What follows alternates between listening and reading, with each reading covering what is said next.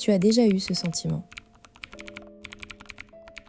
Cette petite voix intérieure qui te dit que quelque chose cloche.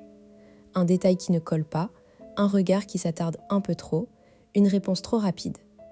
Tout indique que l'autre personne te cache quelque chose. Ment peut-être. Tu voudrais savoir, tu voudrais qu'il ou elle avoue, mais tu ne veux pas passer pour un paranoïaque, un accusateur. Alors tu te tais. Tu accumules les doutes jusqu'à ce que la relation s'abîme de l'intérieur, rongée par les non-dits. On t'a sûrement dit que le mensonge se détecte par le langage corporel, les yeux qui fuient, les mains qui tremblent, le nez qui se touche. Mais c'est faux. Les menteurs pathologiques sont souvent de bons comédiens, et les innocents peuvent avoir l'air coupables sous le stress. La vérité, c'est que la meilleure façon de faire avouer un mensonge, ce n'est pas de tendre un piège, c'est de créer un espace où l'autre se sent suffisamment en sécurité pour baisser sa garde. Et pour ça, pas besoin de torture, juste d'un peu de psychologie. Ce que tu vas apprendre dans cette vidéo, c'est le protocole exact pour amener quelqu'un à révéler un mensonge sans provocation, sans agressivité et sans l'humilier. Tu découvriras les techniques de l'extraction de vérité utilisées par les experts en négociation, adaptées à tes relations personnelles. Tu sauras repérer les signes qu'un mensonge est en train de se dérouler, mais surtout, tu sauras quoi dire et ne pas dire pour que l'aveu vienne de lui-même. Imagine, plus jamais de disputes stériles où chacun campe sur ses positions. À la place, une conversation où l'autre se sent vu, entendu, et où il choisit de te dire la vérité, même si elle est difficile. Ce n'est pas de la manipulation, c'est de l'intelligence relationnelle. Et ça s'apprend. Le mythe numéro 1, c'est que pour faire avouer un mensonge, il faut confronter la personne directement. Je sais que tu mens, avoue. Cette approche est contre-productive. Pourquoi ? Parce que le mensonge déclenche une réaction de stress qui active le système de défense. La personne se sent attaquée et son cerveau passe en mode survie. Résultat, elle nie, elle invente, elle se ferme. Plus tu pousses, plus elle résiste. Le deuxième mythe, c'est que les menteurs ont des comportements non-verbaux typiques. Se gratter le nez, éviter le regard, se balancer. En réalité, les études d'Ekman montrent que ces signes ne sont pas fiables.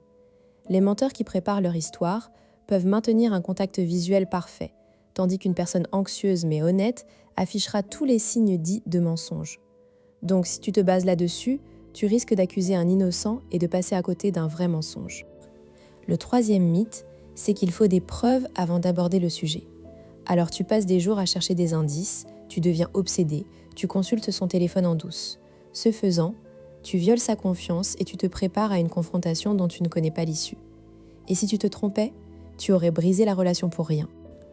Le cœur du problème, c'est que nous approchons le mensonge comme un adversaire à vaincre, alors qu'il s'agit d'un symptôme d'une peur sous-jacente, la peur de la punition, du conflit, de la déception.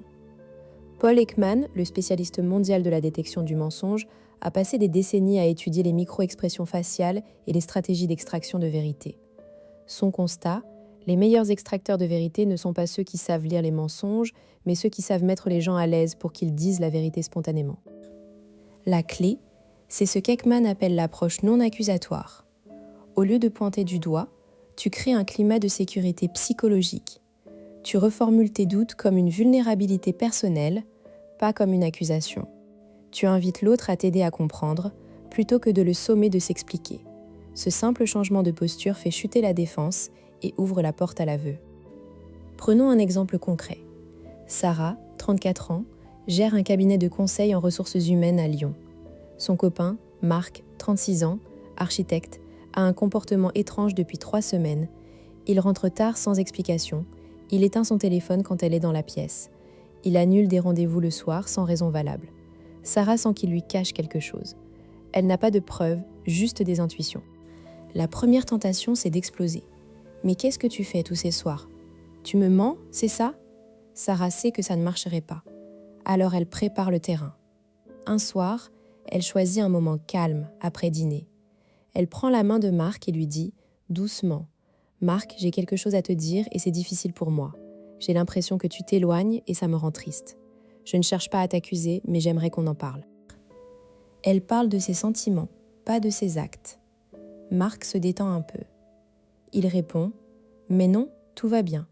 Je suis juste fatiguée. » Sarah ne le pousse pas, Elle dit « Je comprends. Peut-être que je me fais des idées, mais si jamais il se passe quelque chose, tu sais que je préfère savoir, même si c'est dur. » Elle laisse le sujet, mais montre qu'elle est ouverte. 2 jours plus tard, Marc avoue spontanément qu'il a repris contact avec son ex, non pas par amour, mais parce qu'elle traversait une dépression et qu'il se sentait coupable de l'avoir quittée. Il avait peur que Sarah le prenne mal.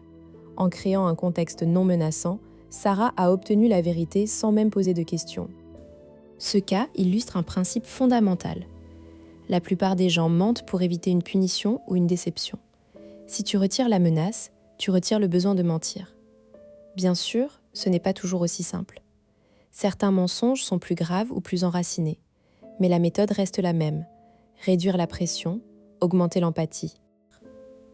Comment tu peux appliquer ça dans ta vie dès maintenant ? La prochaine fois que tu soupçonnes un mensonge, ne te jette pas sur les faits. Observe d'abord ton propre état émotionnel. Es-tu calme ou agité ? Si tu es tendu, la conversation sera tendue.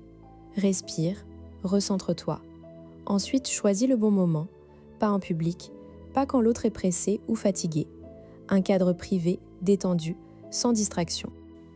Enfin, utilise la technique du « je ressens » plutôt que du « tu as fait ». Parle de toi, de ta perception. J'ai remarqué un changement dans nos horaires et ça m'inquiète. Pas « tu rentres tard tous les soirs, tu dois me cacher quelque chose ».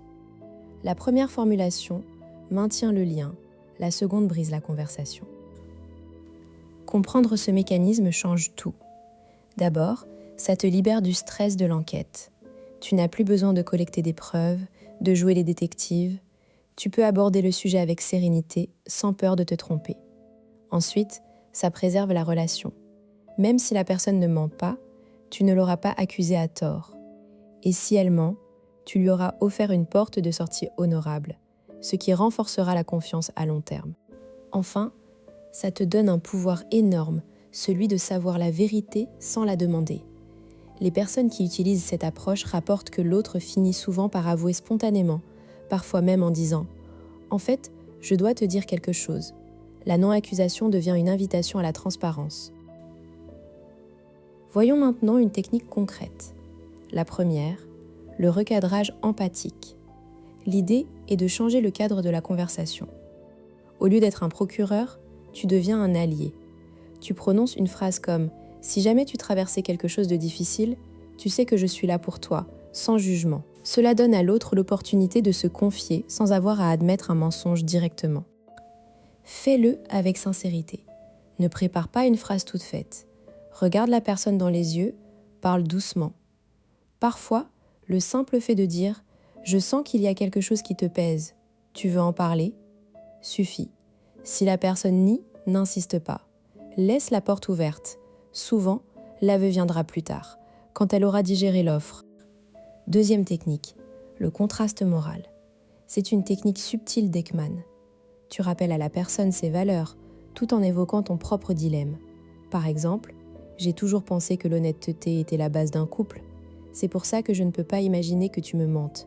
Mais si c'était le cas, je préférerais le savoir pour qu'on puisse avancer. » La personne se sent contrainte par ses propres valeurs à dire la vérité. Attention, cette technique peut être perçue comme manipulatrice si elle est mal utilisée. Elle doit être employée avec bienveillance et seulement quand tu es convaincu que la vérité servira la relation. Ne l'utilise pas pour coincer l'autre, mais pour l'aider à sortir d'un mensonge qui lui pèse. Troisième technique, la preuve implicite. Au lieu de déballer une preuve que tu as et que tu n'as peut-être pas, tu laisses entendre que tu en sais plus que tu n'en montres. Par exemple, « Tu sais, j'ai remarqué des choses ces derniers jours. Je ne vais pas te dire quoi, mais je pense que tu sais de quoi je parle. » Le cerveau humain a horreur de l'incertitude. La personne, ne sachant pas ce que tu sais, comble les blancs avec la vérité dans son esprit. Souvent, elle finit par avouer pour reprendre le contrôle de la narrative. C'est une technique puissante, mais qui demande de la confiance en soi. Ne bluffe pas à moitié ou tu seras démasqué. Tu pourrais te dire « Mais si l'autre est un menteur pathologique, ces techniques ne marchent pas. » Effectivement, un menteur pathologique est plus difficile. Mais dans la majorité des relations, on a affaire à des gens qui mentent pour se protéger, pas pour nuire. Si tu es face à un manipulateur, ne joue pas à ce jeu. protège-toi plutôt. Une autre objection, et si la vérité est encore plus blessante que le mensonge, c'est une possibilité, mais vivre dans l'illusion est rarement durable. Souvent, la vérité, même dure, permet de décider en connaissance de cause. Et si la personne continue de mentir malgré tout, tu as au moins la certitude que la confiance n'est pas réciproque. Enfin, certains diront « c'est trop compliqué, pourquoi ne pas faire simple et demander directement ?» Parce que demander directement ne marche pas. La personne mentira encore pour protéger son mensonge. Le chemin le plus court vers la vérité n'est pas la confrontation, c'est la connexion. Retiens ceci, le mensonge est un bouclier contre une peur. Si tu retires la peur, le bouclier tombe. Tu n'as pas besoin de torture, ni de piège, juste d'empathie et de stratégie. Alors, la prochaine fois que tu auras un doute, prends une grande inspiration et au lieu d'accuser, tends la main. La vérité viendra d'elle-même. Si cette vidéo t'a aidé, abonne-toi à Psychoséduction pour décoder les relations avec psychologie et neurosciences. Active la cloche pour ne rien manquer. Et si tu as une question sur un sujet précis, laisse-la en commentaire. Peut-être que la prochaine vidéo y répondra. Merci de m'avoir regardé.